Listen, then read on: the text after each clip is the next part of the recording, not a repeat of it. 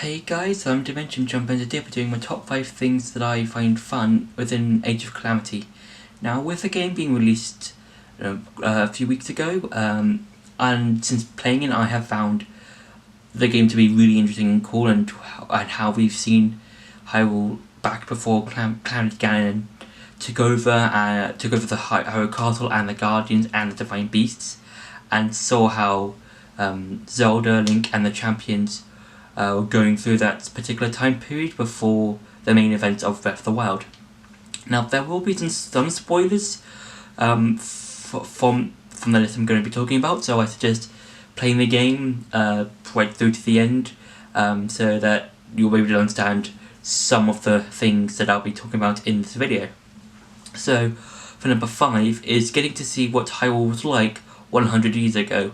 Now, what I like about this is that we get to see a bit more backstory, if you know what I mean, and a bit more history to Breath of the Wild lore, and we get to see Zelda's conflicts with her father, because we get to see several cutscenes of that, especially the one with in Breath of the Wild, that is, because we get to see a memory where Zelda is kind of fighting with her father, because she wants to try and study the Guardians even more and see how they work and how she can use them to defeat Calamity Ganon, while the king, her father, wants her to keep going on with her training and try and unlock her sailing ability. And I also like how Link and Zelda interact with the other champions and how the champions interact with them. And I think it's just a really cool way of to see how Hyrule was so different between the events of Calamity Ganon or Age of Calamity and during the events of Breath of the Wild. For number 4 is getting to play as the champions. Now, I really like the champions' movesets. I kind of like Bowser's moveset. I think Bowser is probably the best one out of the champions, because she can get to use like a lot of lightning-based attacks.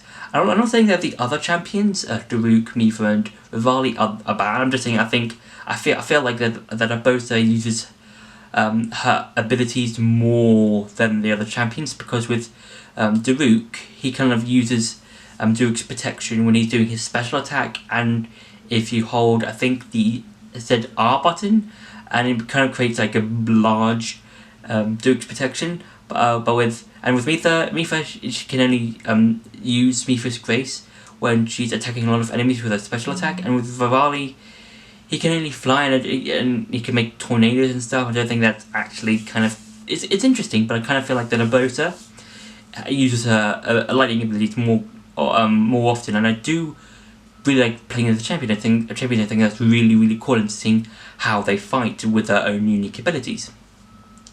For number 3 is getting to play as the new champions. Now, what I mean by this is that within the later part of Age of Calamity, the Egg Guardian basically does this sort of ability thing where he shoots out this beam, and that summons the 4 new champions from Breath of the Wild. So that being Unabo, the Goron, I forgot his name, Sidon, Regi, I forgot I think it's Regi, the new Gerudo chief, and Tebo. Is he either Tebo or Teba? It's one of the names. Who's the Rito. And I do really enjoy using or playing as the new champions, especially Sidon, because I feel like Sidon, out of the new champions, is the cooler one, and I think it's like the better playing one, because I'm not saying that the other new champions are bad. I feel like that Sidon is like Herbosa with the original champions. I feel like Sidon is the best one to use, and because not only can he use 2 ceremonial tridents, but he can also use, if you do like a combo, he can also use these water fish, which are basically fish made out of water, and I think that's really cool. And I do really enjoy playing as a new champions, because we get to see their particular movesets and get to see how much they are very different from the original champions. For number 2, is collecting all of the Cork Seeds in the different levels. Now, within Breath of the Wild, you do get to collect Cork Seeds around Hyrule, and they can be found within rocks, metallic boxes where to do certain puzzles with the boxes, boulders, that sort of stuff. But within Age of Calamity, you can just find them scattered throughout the levels.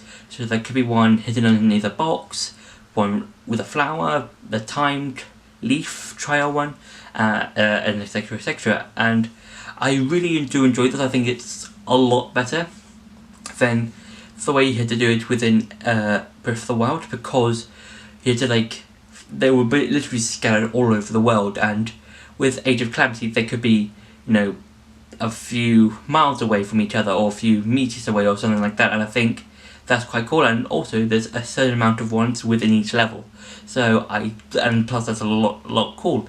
And also when you later, halfway sort of through the game, when you're trying to get the Master Sword, you do get to meet Hetsu, and then on the map you can find these maracas symbols that can, if you have enough Cork Seeds and several other materials that you might have collected throughout some of the side stuff or the main story stuff, you are able to get more space inventory space, and I think that's also quite cool, because then you can get more weapons for your characters.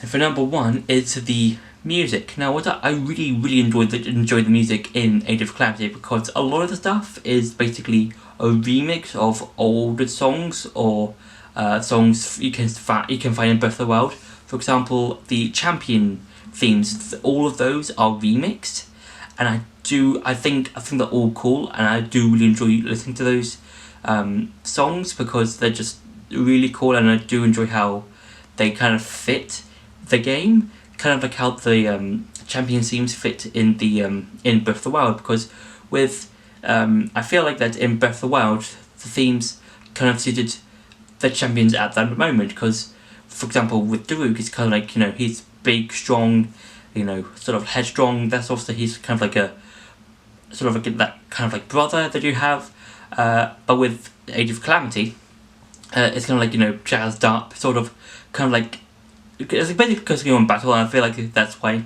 I feel like that the music is cooler. And also with the Egg Guardian partway through the game and several other parts of the game, he can do a sort of 8-bit rendition of Zelda's Lullaby, and I think that's really cool, because I feel like it feels like something that Guardian can do, and it just feels really interesting to see different musics from the Zelda games just being redone in that kind of style. So yeah, that's been my list for the top 5 things that make Age of Calamity fun. I hope you enjoyed that video. Don't forget to like and subscribe, and I'll see you in the next video.